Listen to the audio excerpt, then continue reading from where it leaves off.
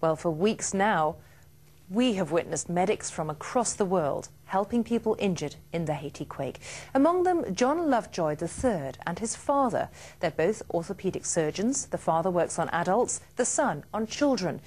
Just after the quake, they rushed to a hospital in Milo, about 70 miles north of Port-au-Prince, to offer their help. We'll hear from the younger Lovejoy shortly, but first here's his father speaking on location at that Haitian hospital. You got to have a can-do attitude, and I think that's what most people came here. People came here are the type of people who really like to see what they can do. You know, it's loss of limb is terrible. Let our aunt know our plan is to take her. If you talk to the patient and you say, we know how difficult this is, but I'm so glad you're alive. There's so many people that are not. You may lose your limb, but they have lost their lives. Psychologically, it's difficult. You're going to break down at times. You're going to cry. I mean, the day I broke down, everybody came up and gave me a big group hug, and you know, it was good because they all felt the same way. Yeah, I mean, you're doing a whole lot to help. My father would be proud of a son who did what my son did. When I called and he found out about this on his own, he got some colleagues together and we started working to put this team together. And actually, I think it was about 48 hours we were here. He gradually took over and began to run things. He was coordinating the orthopedic care and surgery. Move his toes.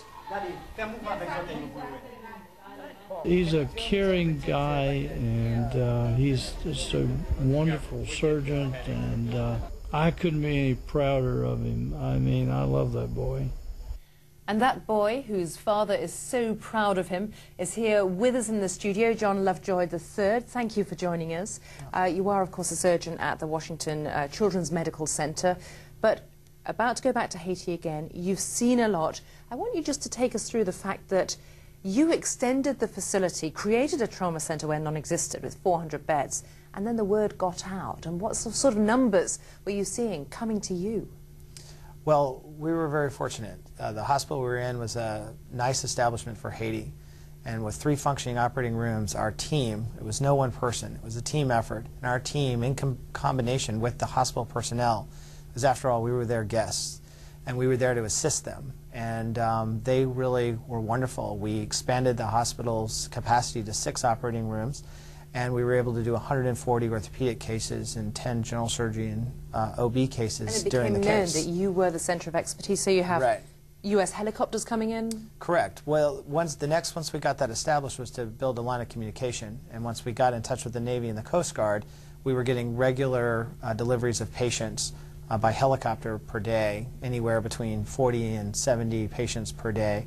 And then word got out that we had the orthopedic and general surgery expertise there, and so people started coming from the villages between Port-au-Prince and Milo by car. And so we had a lot of walk-ins or ride-ins during the same period of time. And as you say, it's the American team, but you're working in conjunction with the local doctors and medical staff, and you're working around the clock, seeing very distressing cases. The wear and tear on the staff, especially the Haitian staff, must have been tremendous. It was. Still is. We had to sort of phase up the volume that we were taking because they certainly weren't accustomed to it. And we had to be cognizant that this is their hospital and we were their guests, but they were very appreciative of our help, and they had a long-standing relationship with the Frud Foundation who supported us there.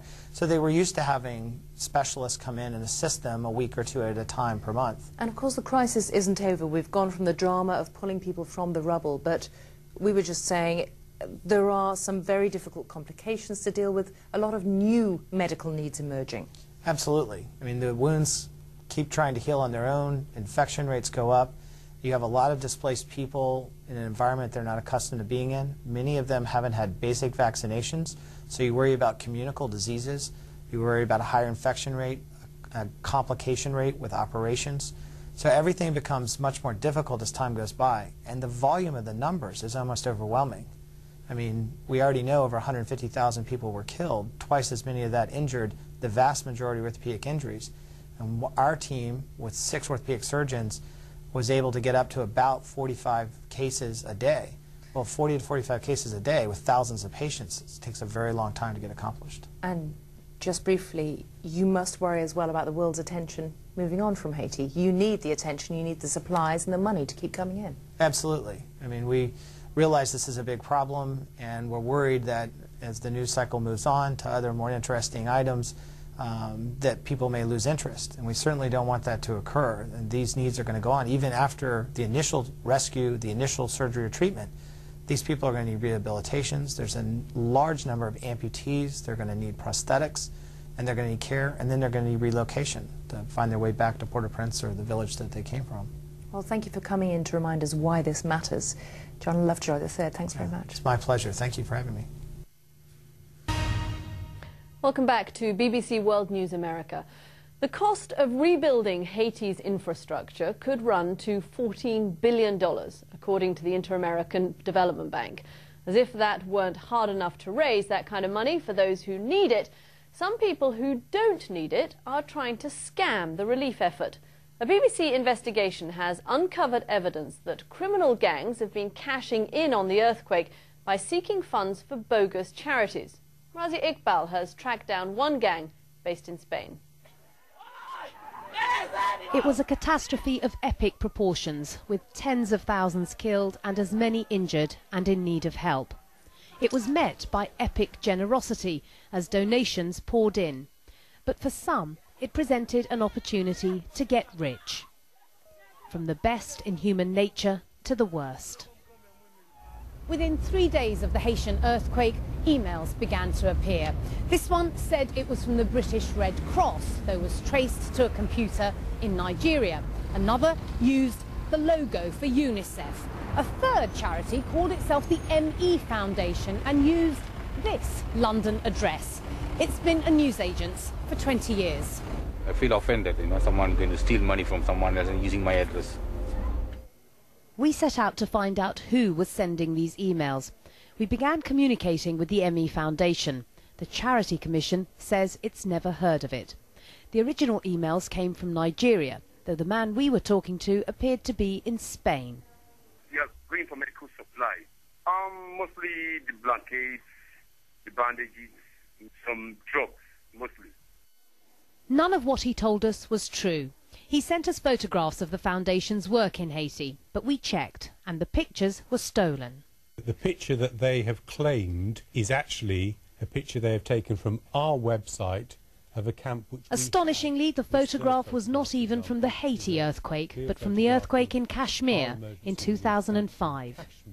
Really, they're exploiting the victims, because they're taking money which people want to give to help the victims of these natural disasters, and they're stealing it. So I don't feel that they're robbing me. I feel that they're taking from the mouths of the children that we are trying to help, and that is something which is very difficult not to get angry about. This kind of cybercrime appears to be on the increase. According to the Office of Fair Trading, 2 million people were affected by internet scams last year, and charity scams over Haiti prompted the FBI to issue a warning. Our investigations took us to Malaga in Spain. We told our contact we would send our donation by courier. Our courier waited on a street corner. A man came to claim the package, but he didn't stay long.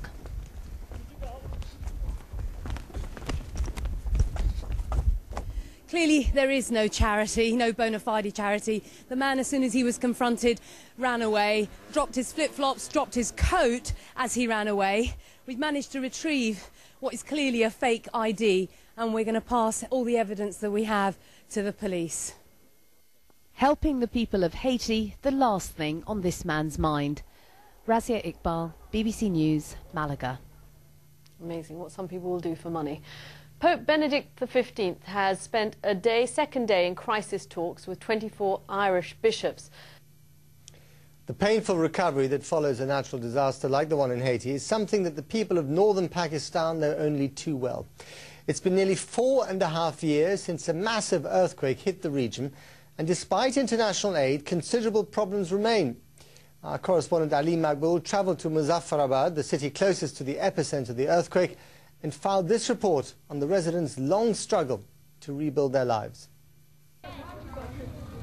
day after day, these young pupils are still having to study outdoors. Over 4 years after the earthquake, the rebuilding of their school is only just getting underway. The wait for tens of thousands of other children across the region will be even longer.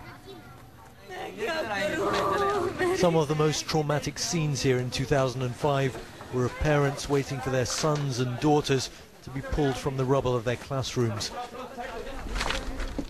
In total, nearly 80,000 people died. While the initial global aid effort was huge, the long-term development didn't carry on as it was meant to. In fact, right now, some of the displaced, like Abdullah Khan, are still waiting to be rehoused. We keep getting promises from the politicians, he says, that this will happen or that'll get done tomorrow, but it never does. There are hundreds of other displaced people here and more camps like it. So why, after so long and so much aid pledged, are people still living like this? Many here say it's corruption, mismanagement and lack of political will.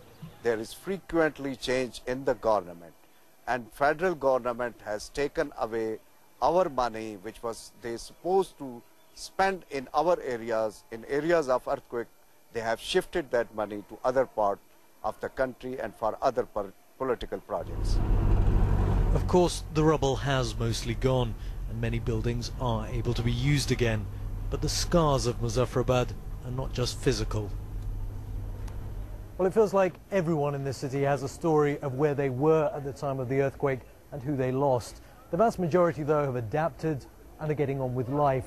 But the circumstances for some have made it much more difficult for them to move on. They've never found the body of Amina's husband, Irshad, who'd been on his way to work when the earthquake struck. I wish I could at least bury him, she says, and have somewhere to pray for him. I just want him to come back. Life's so difficult without him. Remarkably, bodies are still being recovered. Recently, excavators found the wreckage of a bus with the remains of 17 more victims inside. Around here, the horrors of that disastrous day are never too far away. Aleem Makboul, BBC News, Muzaffarabad. Since the devastating earthquake in January, Haiti has experienced both appalling tragedy and almost unprecedented generosity, first from millions of private donors here in the US and in Europe, and now from governments. 120 nations gathered at the UN today. They pledged more than $5 billion and set an ambition that goes well beyond reconstruction, using the devastation of the earthquake as a blank canvas. But how do these lofty goals tally with the very immediate needs on the ground? We begin with the BBC's Barbara Plett at the UN. I declare open the International Donors Conference towards a new future for Haiti. In a grand display of solidarity, the world gathered to pledge support for Haiti. There was talk about not just rebuilding the broken country, but redesigning it.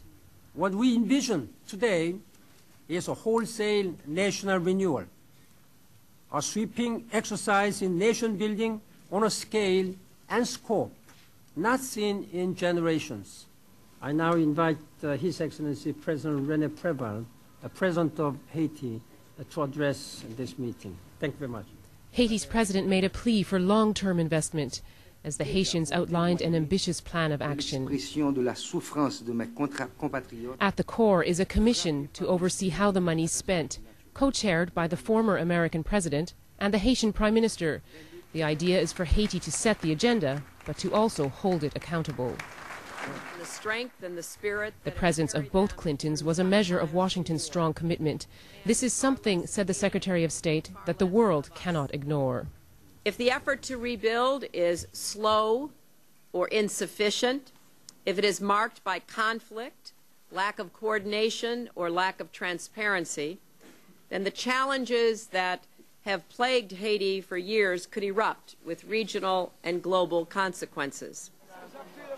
Far from New York, no one doubts those challenges. Haitians are still struggling with basic survival, but they need to begin reconstructing crucial infrastructure like hospitals, schools, and government offices.